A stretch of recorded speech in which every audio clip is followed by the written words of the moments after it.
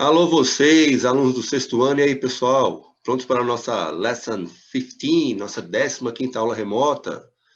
Dando continuidade ao nosso assunto de Verb to Be.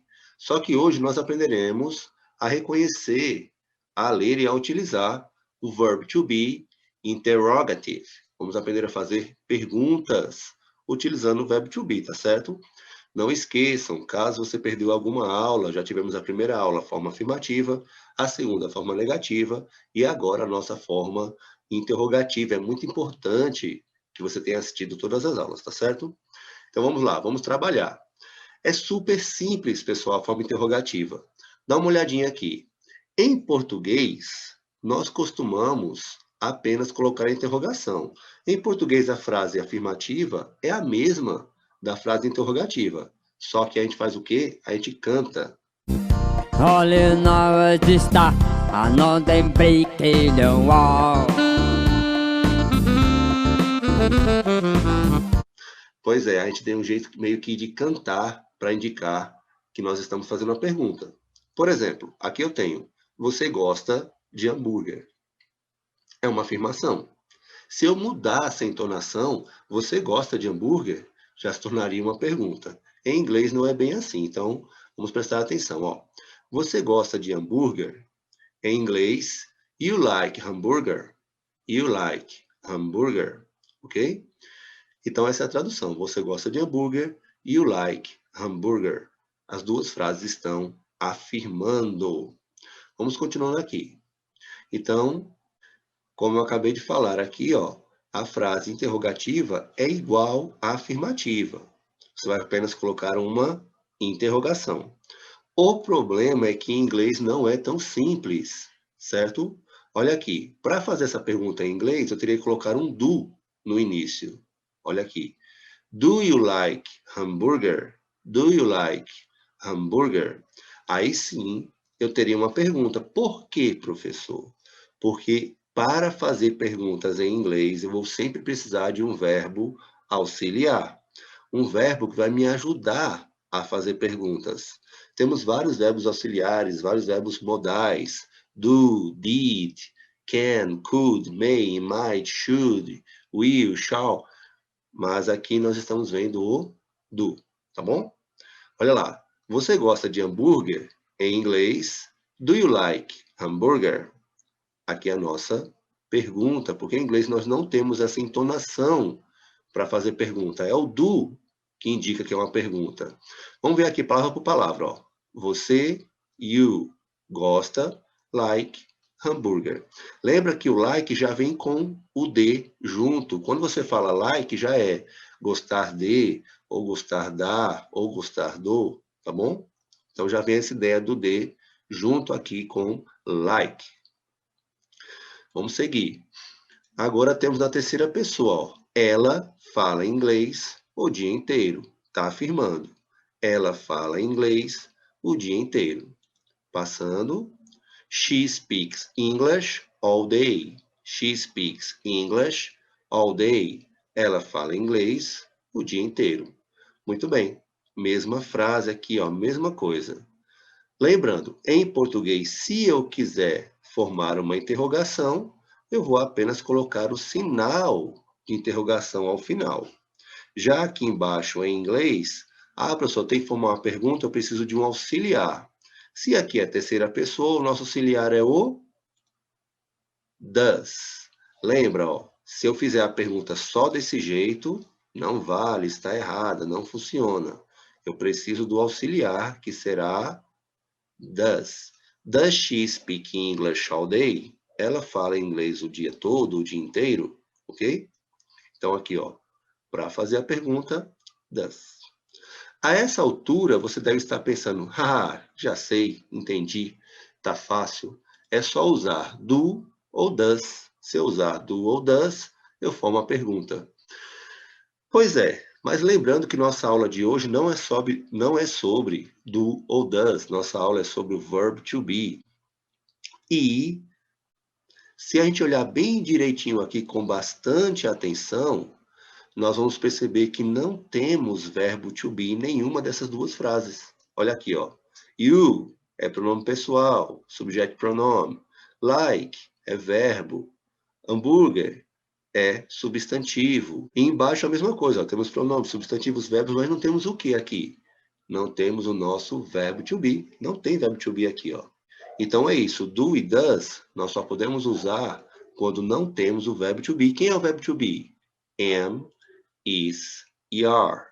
Se eu não tenho am, não tenho is e não tenho are, para fazer a pergunta, eu vou precisar de do ou does, tá bom? Mas muito bem, a situação agora é a seguinte. E quando eu tiver o verbo to be?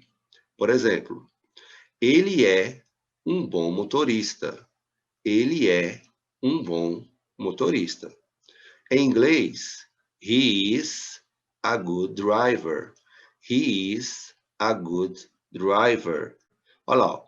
Ele é um bom motorista. He is a good driver. A diferença aqui é a seguinte. Para formar uma pergunta em português, eu apenas coloco a interrogação. Lembra? E faço a entonação um pouco diferente. Já em inglês, vai colocar o quê? Se você pensou em do ou does, você... Errou! Pois é, você errou. Muito bem. Por quê? Porque aqui eu tenho o verbo to be. Olha aqui, ó. He is. He is. O que eu devo fazer agora é inverter. Tá vendo a setinha, ó? Olha a setinha aqui, ó. Ela está mandando eu inverter. Para fazer a pergunta, eu vou começar com o verbo to be. O verbo to be vai ter que vir antes do substantivo. Olha só. Is he a good driver? E só após eu coloco a minha interrogação. Então, ó, is he a good driver? É a pergunta. Por que isso acontece, professor? Lembra, eu não tenho entonação. Não tenho entonação de pergunta. Então, quando um nativo, quando alguém que fala inglês, escuta o is primeiro, ele já vai entender que você está fazendo uma pergunta e não uma afirmação. Beleza?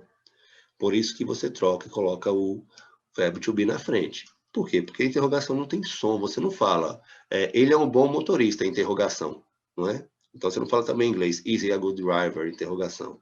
Não, você tem que colocar o is na frente para a pessoa saber que aquilo se trata de uma pergunta e não de uma frase afirmativa.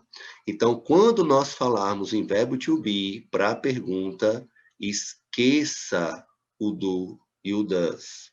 Se tem verbo to be na frase, não se usa verbo auxiliar. Não se usa do, não se usa does para fazer perguntas. Beleza? Por que isso acontece? Porque o verbo to be ele é um super verbo, ok? Ele é um super verbo, ele é um verbo capaz de fazer a negação a ele mesmo, igual nós vimos na aula passada. Ele é capaz também de fazer a interrogação a ele mesmo na frase. Ele tem esse super poder aí de se autonegar e de se auto-interrogar, tá bom? Continuando. Então, aqui a tabelinha, ó. Lembre, viu, pessoal? Copiem tudo, todos os exemplos aí são importantes.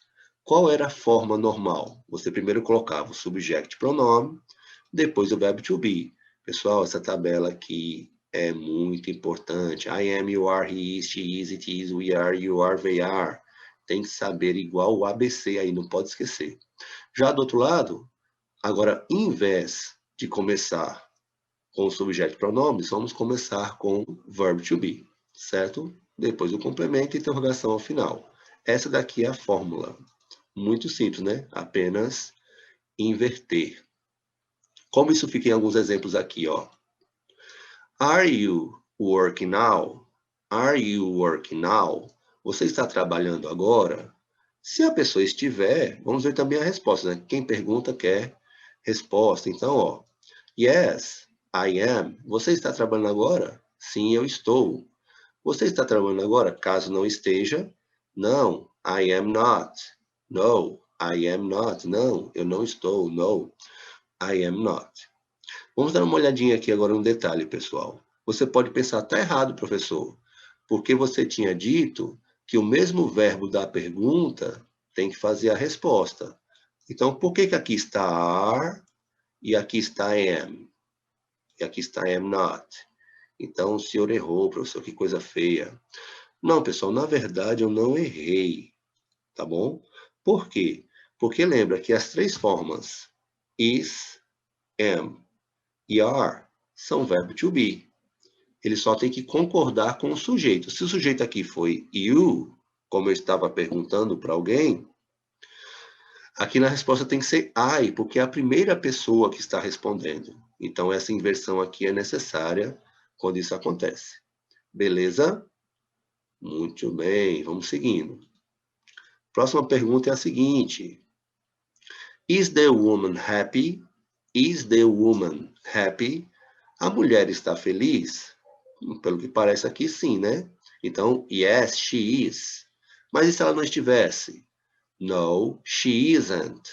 Então, a resposta curta, a resposta simples para qualquer pergunta com verbo to be, a forma é essa. Yes ou não, o sujeito ao qual foi feita a pergunta e is. Por que nós não respondemos assim? Yes, the woman, para facilitar, tá bom? Não vou dizer aqui na resposta, sim, a mulher. Vou dizer apenas sim, ela. Sim, ela está feliz. Não, ela não está feliz, ok? E não preciso nem do feliz também, porque eu já estou concordando com a frase quando eu usei o verbo to be. Certo? Mais uma. Temos aqui, ó. Is Bob a big dog? Is Bob a big dog? Bob é um cachorro grande? Se ele for, yes, it is. Sim, ele é. Caso ele não seja, no, it isn't. Não, ele não é um cachorro grande. No, it isn't. Certinho? Outra frase. Is Carlos playing soccer? Is Carlos playing soccer? Carlos está jogando futebol? Se ele estiver, yes, he is. Sim, ele está. Yes, he is. Caso ele não esteja, no, he isn't. Não, ele não está. Nosso último aqui, ó. Are they talking friendly? Are they talking friendly? Eles estão conversando amigavelmente, aqui estão tendo um papo numa boa? Eu acho que não, mas caso estivessem, yes, they are. Sim, eles estão. Como não estão, no, they aren't. Não, não estão. Certo, galera? Com essa aula, a gente fecha aqui uma trilogia, fecha aqui uma sequência de aulas muito importantes, que são as do verbo to be no presente. Que é, na verdade, pessoal, muito simples. Eu não sei como é que as pessoas se engancham tanto com o verbo to be. Assista essas 3 aulas com calma, assista na sequência. Caso tenha alguma dúvida, reveja, mas com certeza você vai entender e nunca mais vai esquecer, nem vai se confundir com o verbo to be. Tranquilo? No demais, vale lembrar, pessoal, continuem usando máscara, certo? Graças a Deus os números estão muito melhores, mas ainda não é momento de relaxar. Não relaxem também com as atividades, façam as atividades aí do seu professor e da sua professora. Thanks for watching the video. I hope to see you here at the next class and see you later. Hey! Teachers! Lipstick Salon! Olha na hora de estar, a não tem brinquedo.